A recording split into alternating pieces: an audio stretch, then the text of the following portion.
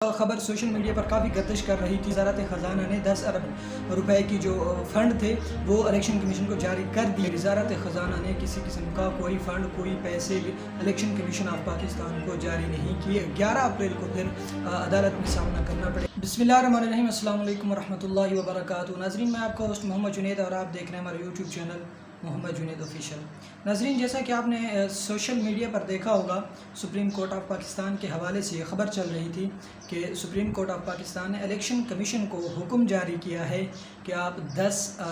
وزارت خزانہ کو حکم جاری کیا ہے کہ الیکشن کمیشن کو 10 ارب جو ہے وہ صوبہ پنجاب میں الیکشن کے لیے جاری کریں۔ یہ خبر سوشل میڈیا پر کافی گردش کر رہی تھی۔ سوشل میڈیا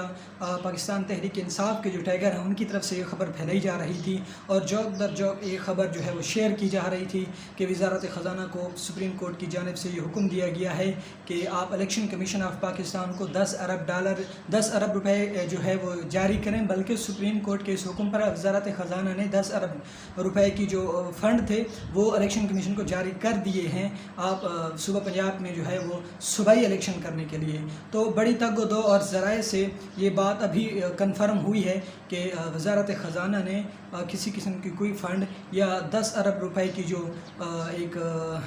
بات چل رہی تھی کہ 10 ارب روپے وزارت خزانہ نے وہ الیکشن کمیشن کو جاری کیے ہیں، تو یہ خبر اب سامنے آ چکی ہے اور کنفرم ذرائع سے یہ معلوم ہوا ہے کہ وزارت خزانہ نے کسی قسم کا کوئی فنڈ کوئی پیسے الیکشن کمیشن آف پاکستان کو جاری نہیں کیے اور یہ ڈیڈ لاک جو ہے وہ تقریباً